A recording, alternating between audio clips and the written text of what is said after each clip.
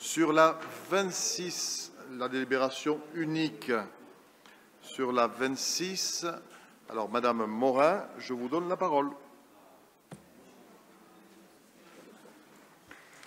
Oui, Monsieur le maire et chers collègues, j'interviens par rapport à la délibération sur la subvention au CCAS.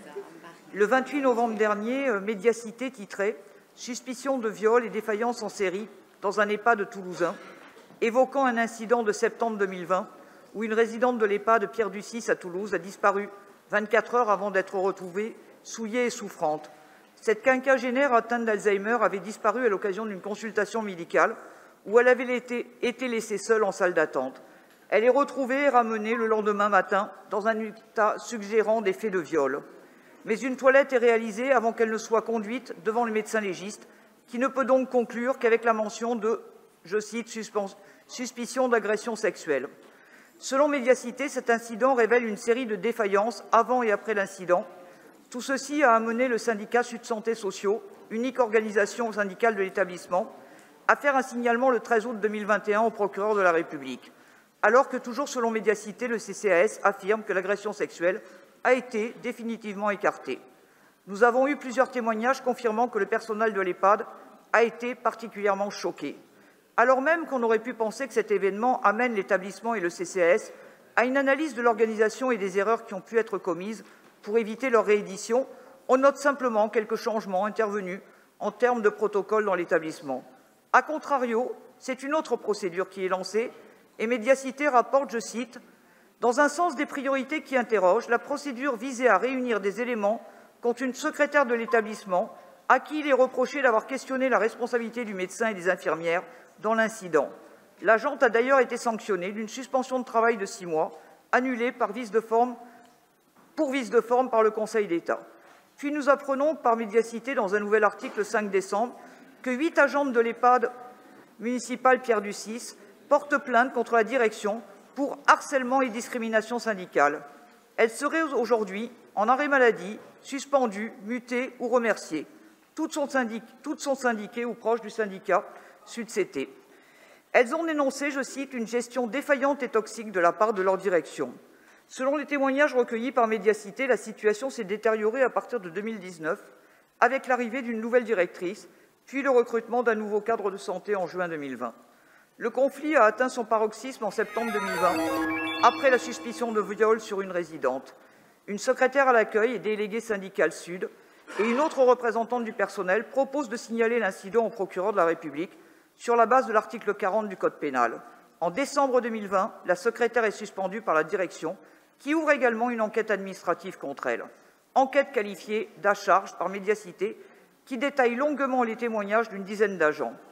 Enquête qui ferait partie d'un processus plus large de discrimination syndicale et de harcèlement moral des salariés ayant des propos critiques. S'il ne nous appartient pas de juger cette affaire, nous devons néanmoins nous interroger sur la disparition de toute représentation syndicale dans l'établissement par l'unique syndicat majoritaire.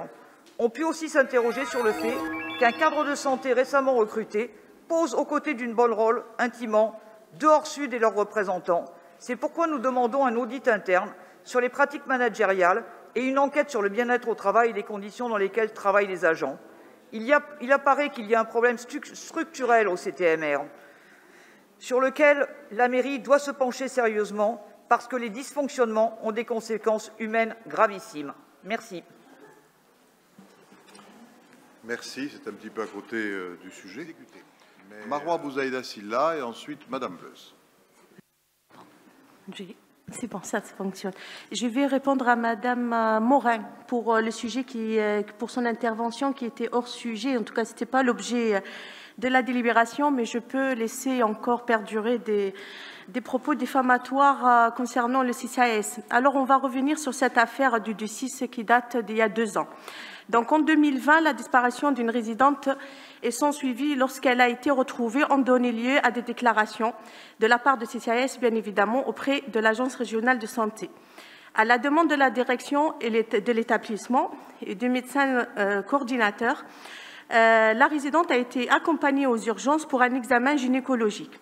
Elle était dans l'incapacité de raconter son vécu durant sa disparition.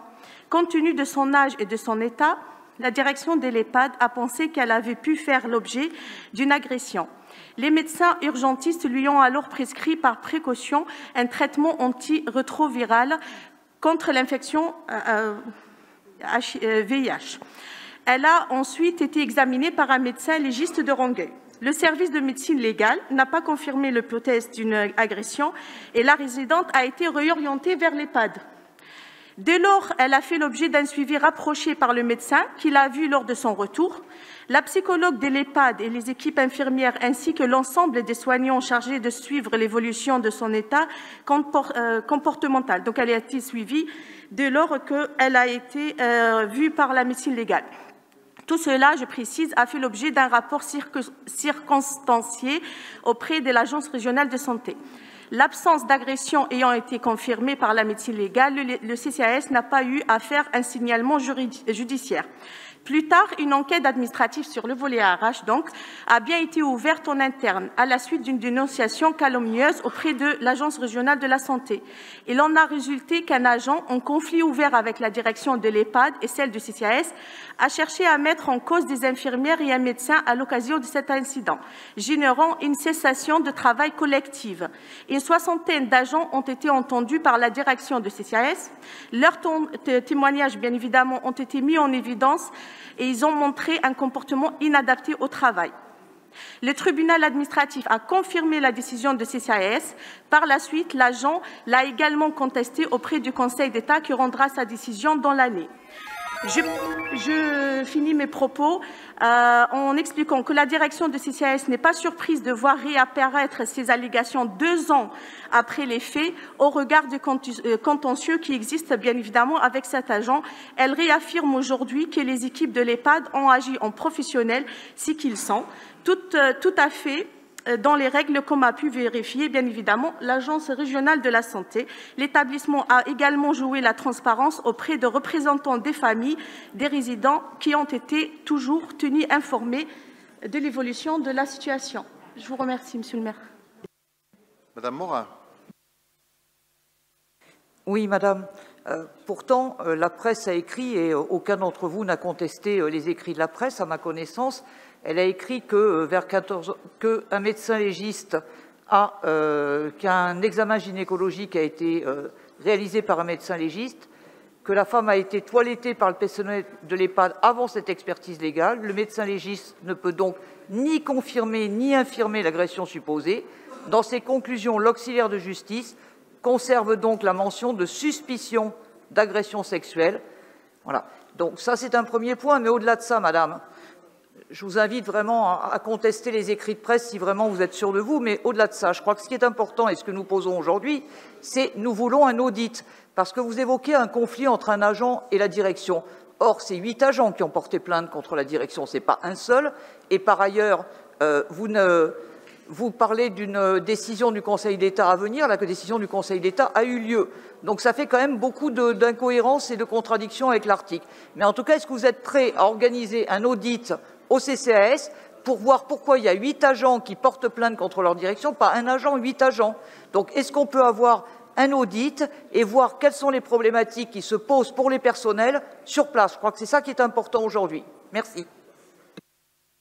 Il ne faut pas se fier à tout ce qui a écrit dans la presse, notamment une certaine presse. Madame Bouzaïda Silla. J'allais commenter dans la même manière. La médiacité, donc pour la cité, elle a sorti ces 2 articles 2 ans après les faits. À aucun moment, elle nous a demandé à nous, l'établissement, la collectivité, les éléments de réponse. Les éléments de réponse que j'étais en train justement de communiquer leur ont été partagés. Donc normalement, ça ne tarderait à faire. Mais ce que j'essaye en fait de vous expliquer, c'est pas parce qu'un agent met en cause le fonctionnement d'un établissement, absolument pas, madame. Ceux qui ont la décision qui a été contestée, celle d'un agent. Les autres, c'est un autre problème. Mais c'est pas pour autant que je vais moi diligenter mettre en cause le travail d'une direction et d'une équipe comme celle de Decize. Donc je ne peux pas aller dans le sens où mettre mes équipes sur le tempo de certains médias. Ne laissons pas nos esprits être envahis par la presse populiste au service de la montée des extrêmes. Madame Morin.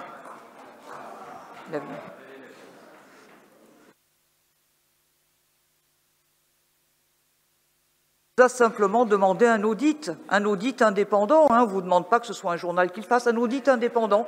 Où est le problème? En quoi c'est une accusation des personnels? Il s'agit simplement d'avoir une évaluation indépendante de la situation dans l'intérêt de tous les personnels. Est-ce que vous voulez qu'on règle ce problème et qu'on avance pour tous les personnels? Madame, merci.